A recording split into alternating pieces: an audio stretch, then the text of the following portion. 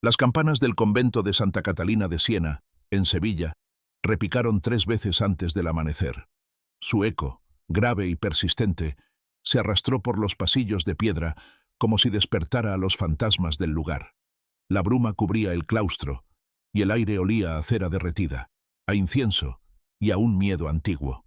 Dentro de la capilla, una monja sostenía entre las manos un crucifijo manchado de algo que no era solo óxido, mientras en el suelo, junto al altar, yacía una figura envuelta en sombras. Las hermanas, acostumbradas al silencio, comprendieron que algo irreversible acababa de ocurrir. Fuera, el viento golpeaba las puertas como si exigiera entrar para presenciar el pecado. Pero esta historia no empieza con la muerte, sino con una promesa que la familia de una joven hizo por ella. En un tiempo en que las hijas nobles eran entregadas al hábito como moneda de prestigio, el convento no era refugio, sino una jaula dorada. Allí llegó Leonor de Guzmán, apenas con 13 años, sin entender aún que su vida de oraciones se convertiría en un teatro de apariencias. Los muros altos del convento no solo resguardaban almas piadosas, escondían ambiciones, intrigas y deseos que ningún voto podía apagar. Leonor pronto aprendió a leer en los gestos lo que no se decía en palabras. Las monjas se confesaban con sonrisas, las cartas entraban dobladas entre las páginas de los misales y la obediencia era una máscara pulida por el miedo. Afuera, el reino se desangraba entre guerras. Dentro, las pasiones ardían a fuego lento, y en medio de esa calma aparente, un visitante llegó con la bendición del obispo. Su nombre era Fray Mateo de Vargas.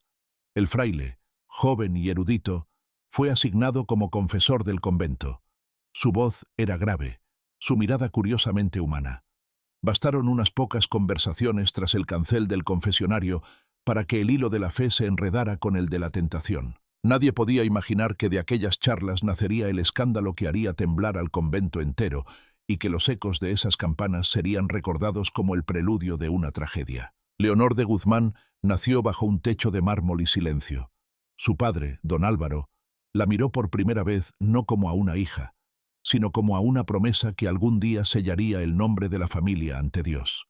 Desde entonces, su destino estuvo escrito en el idioma de la conveniencia. Una niña para los libros de rezo, un hijo para las armas.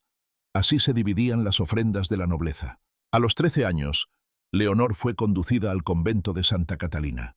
El carruaje avanzó entre las calles de Sevilla y en su interior ella sostenía una pequeña cruz de madera.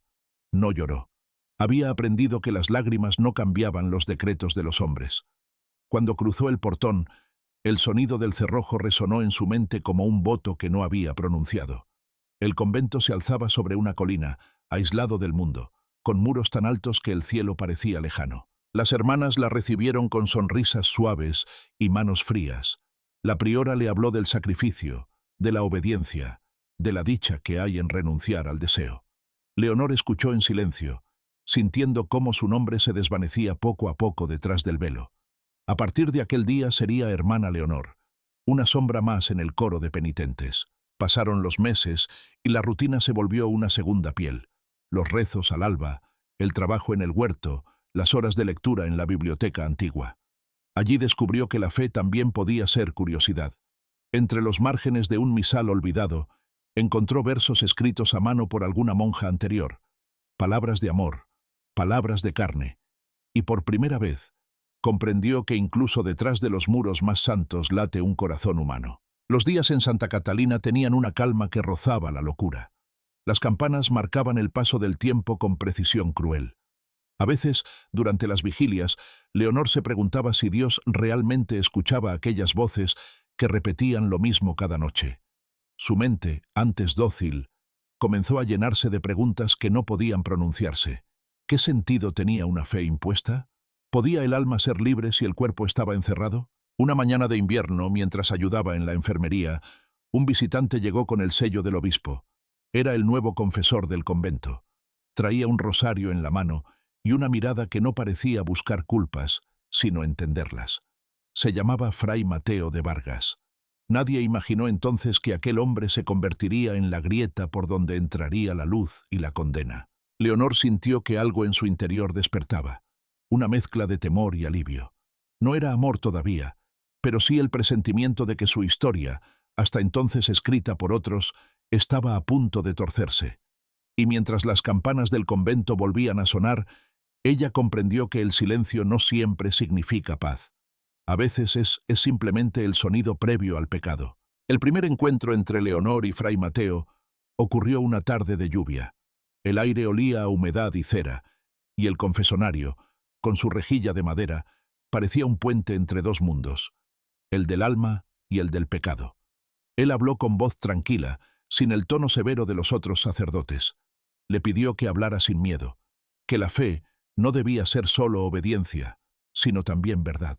Leonor guardó silencio unos segundos, dudando si aquel hombre era ingenuo o valiente. Luego empezó a hablar. Al principio confesó cosas simples, distracciones durante el rezo, pensamientos de rebeldía, pero con cada sesión sus palabras se volvieron más hondas, más personales. Fray Mateo escuchaba sin interrumpir y su silencio se volvió una forma de ternura. Los días siguientes, Leonor lo observaba desde lejos cuando él cruzaba el claustro. Tenía una serenidad distinta, una calma que parecía esconder tormentas. En las noches pensaba en sus palabras y sentía que por primera vez su alma no estaba completamente sola. Un mediodía, mientras Mateo revisaba los libros de la sacristía, la encontró en la biblioteca. Ella sostenía un manuscrito prohibido, un tratado sobre el amor divino. Fingió reprenderla, pero sus ojos se detuvieron en los de ella, y en ese instante ambos comprendieron que había una frontera invisible a punto de romperse. El silencio entre ellos se volvió una presencia constante. El convento, ajeno a aquel fuego contenido, seguía su ritmo de rezos y ayunos. Sin embargo, algunas hermanas empezaron a notar los pequeños gestos. Un saludo demasiado largo, una mirada desviada. Los rumores sonaban bajos pero persistentes, como un coro de advertencias. Leonor intentó resistir, pero cada confesión la acercaba más a lo prohibido. Una noche, él le habló del perdón y del deseo, de cómo ambos nacen del mismo anhelo, ser comprendidos. Ella lo escuchó con el corazón acelerado. Cuando sus manos se rozaron por accidente, el mundo pareció detenerse. Fue un segundo breve, pero suficiente para cambiarlo todo. A partir de entonces, cada palabra entre ellos tuvo el peso de una culpa compartida. No hubo promesas ni juramentos, solo la certeza silenciosa de que habían cruzado un límite del que ya no podrían volver. Y en esa contradicción, entre la santidad y el deseo, Leonor descubrió por fin lo que era sentirse viva. Al amanecer, las campanas resonaron otra vez, recordando que el pecado, como la fe, también exige devoción. Las noches en Santa Catalina se habían vuelto más largas. El viento golpeaba los vitrales con la misma insistencia con la que la culpa golpeaba el corazón de Leonor. Cada confesión, cada mirada furtiva con Fray Mateo, era una grieta más en el muro de su fe. Intentó convencer al alma de que lo que sentía era devoción, pero su cuerpo, cada vez que lo veía, respondía con una verdad más fuerte que cualquier salmo. El pecado, cuando nace del amor, no parece pecado al principio. Solo después, cuando el miedo se instala, se entiende su precio. Una tarde, mientras el convento dormía bajo el calor del verano, Leonor y Mateo se encontraron en la antigua sacristía. La penumbra los envolvía como si el propio cielo se negara a mirar. Ninguno habló. La oración se transformó en temblor, y cuando sus labios se encontraron, el mundo de rezos y reglas se quebró en silencio. Durante días, ambos vivieron en un vértigo silencioso. En los rezos se evitaban. En las noches buscaban el mismo rincón oscuro para confesarse sin palabras. La culpa los abrazaba, pero también los unía. Y por primera vez, Leonor comprendió que el amor podía sentirse como una herejía bendita. Sin embargo, los muros del convento escuchan. Una de las hermanas más jóvenes, Sor Beatriz, comenzó a sospechar. Observaba las ausencias, los gestos, la inquietud en los ojos de Leonor. Una noche la siguió hasta el claustro, y lo que vio bastó para sembrar la semilla del escándalo. A partir de entonces, la calma se volvió fingimiento. Las miradas se tornaron cuchillos. Los rezos, interrogatorios. Leonor fingía fiebre para evitar las vigilias. Mateo se excusaba con trabajos en el archivo, pero el rumor crecía, sostenido por el aire mismo del convento. Poco después, Leonor sintió en su cuerpo algo que la aterrorizó y la maravilló a la vez. Una nueva vida. Supo que estaba embarazada. El miedo la golpeó como un rezo desesperado. En la soledad de su celda, apoyó una mano sobre el vientre y susurró un nombre que nunca llegaría a pronunciar en voz alta. Mateo, al saberlo, palideció. Sabía que aquello significaba su ruina y la de ella. Decidieron ocultarlo. Buscaron refugio en una de las celdas abandonadas del ala norte, donde el eco se perdía y nadie entraba desde hacía años. Allí, en la penumbra, nació el hijo del silencio. No hubo testigos ni llanto, solo el sonido lejano de las campanas. Días después, el niño desapareció. Algunos dijeron que fue llevado en secreto a un orfanato. Otros, que nunca sobrevivió. Leonor nunca habló de ello. Su mirada cambió. Ya no era la de una joven, sino la de alguien que había visto morir la parte más pura de sí misma. El pecado oculto se volvió su oración más constante. El rumor ya no podía contenerse. En un lugar donde cada palabra se repetía como un eco, el secreto de Leonor y Fray Mateo se había convertido en una sombra que recorría los pasillos. Bastó una mirada mal interpretada, un silencio fuera de tiempo, para que el escándalo se transformara en certeza. La priora, que había notado el cambio en la joven desde hacía meses, decidió intervenir. Una tarde llamó a Leonor a su celda. No hubo reproches al principio, solo una calma fría. «Hija mía», dijo, «la verdad siempre sale a la luz, y cuando lo hace, arde». Leonor bajó la cabeza, pero no habló. Sabía que cualquier palabra sería su condena. Esa misma noche, alguien escribió una carta. Tal vez fue por miedo, tal vez por celos, o quizás por un deseo mal entendido de justicia. La misiva fue enviada al obispado de Sevilla, sellada con la cruz de Santa Catalina. En ella se denunciaba una relación impura entre la monja Leonor de Guzmán y su confesor. Era cuestión de tiempo para que las campanas sonaran de nuevo. Esta vez no para anunciar rezos, sino castigos. Fray Mateo fue el primero en enterarse. Un joven novicio, tembloroso, le mostró una copia de la denuncia. El fraile comprendió que no había escapatoria. Esa misma madrugada huyó del convento bajo una lluvia violenta. Algunos dijeron que lo vieron cruzar el puente del río, otros juraron haber escuchado sus pasos perderse entre los cipreses del cementerio. Nunca más se supo de él. Al día siguiente, la priora reunió a las hermanas en el claustro. El aire era espeso, el silencio insoportable.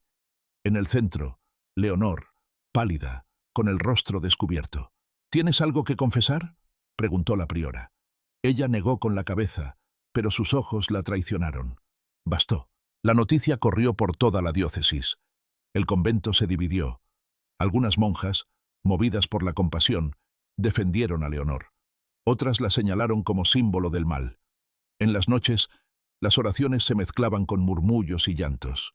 Cada sombra parecía una espía, cada sonido, un anuncio del fin. Semanas después llegaron los hombres del tribunal eclesiástico. Revisaron celdas, interrogaron hermanas, abrieron cofres y libros. El convento, antaño refugio de almas, se convirtió en un escenario de sospecha. Leonor fue encerrada en una celda apartada. Allí, sin reloj ni luz, solo escuchaba el paso de las horas a través de los latidos de su propio miedo. Fuera de los muros, el pueblo comenzaba a murmurar historias. Que había invocado al demonio, que su hijo era un ángel caído, que el amor prohibido había traído maldiciones. El silencio de Leonor se volvió su sentencia y el sonido de las campanas, su única compañía. El amanecer del juicio llegó envuelto en niebla. Desde temprano, el sonido de las campanas de Santa Catalina se mezcló con los murmullos del pueblo que aguardaba frente a las puertas del convento. Una monja acusada de romper sus votos, de engendrar un hijo, de profanar la pureza de la fe, era un escándalo que el tribunal eclesiástico necesitaba castigar con severidad. Leonor fue conducida ante los jueces con el rostro cubierto por un velo blanco. Su andar era lento pero firme. Al cruzar el umbral del salón del tribunal, el murmullo se apagó. En las bancas, clérigos, nobles y curiosos aguardaban su caída. En el centro, un crucifijo alto parecía observarla con la misma frialdad que los hombres que la juzgarían. El inquisidor principal, Fray Domingo, leyó en voz alta las acusaciones: impureza, mentira, encubrimiento y escándalo público. Cada palabra caía como un golpe. Cuando le pidieron responder, Leonor levantó la mirada. No negó nada, solo dijo: «He amado. Y si eso es pecado, que Dios decida su precio». La sala se estremeció con murmullos contenidos. Durante días, el proceso continuó. Testigos inventaban y otros callaban por miedo.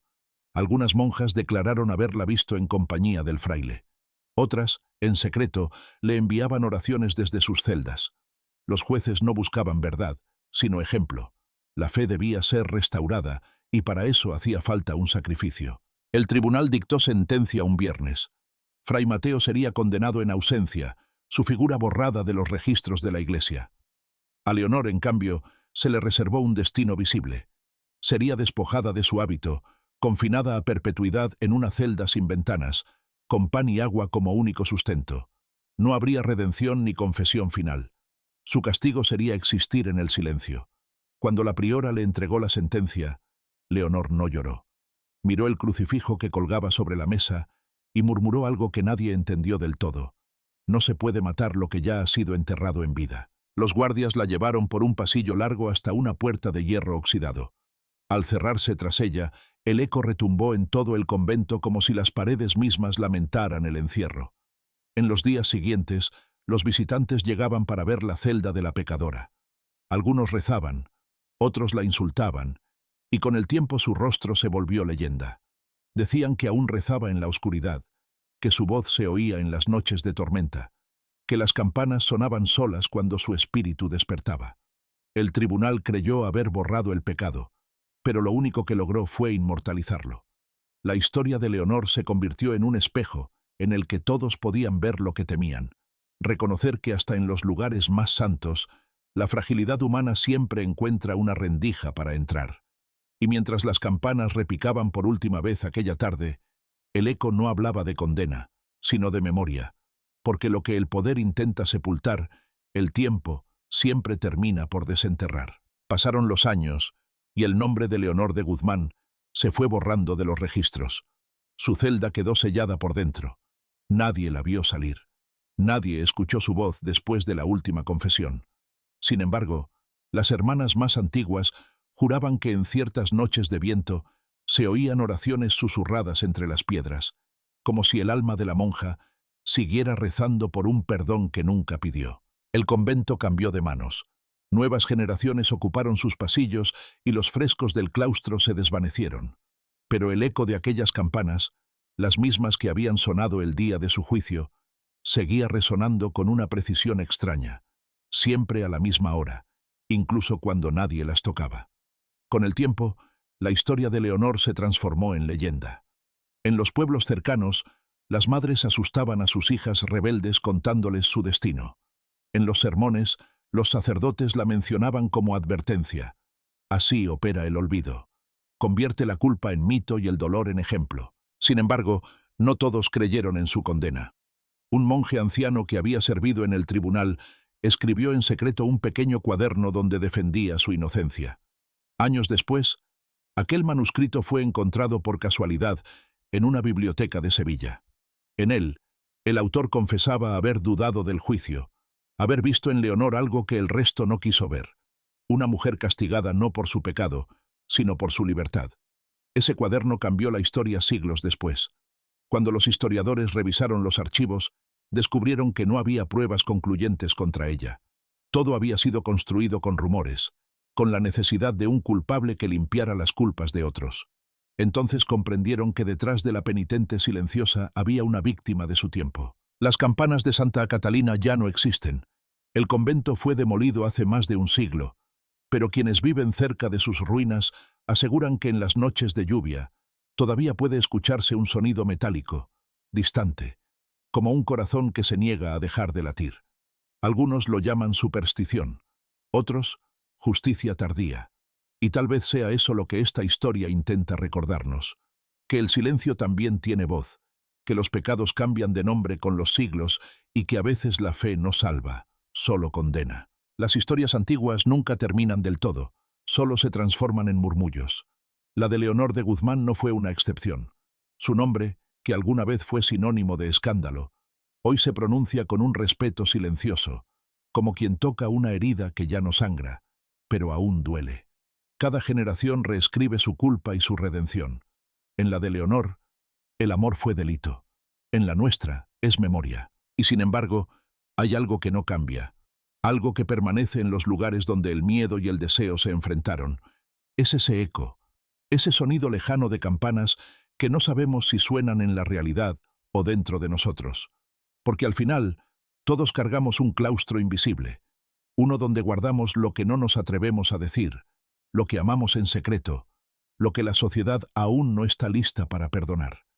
Y tal vez por eso las historias como la de Leonor nos siguen persiguiendo, porque nos recuerdan que lo humano no se purifica con castigos, sino con comprensión.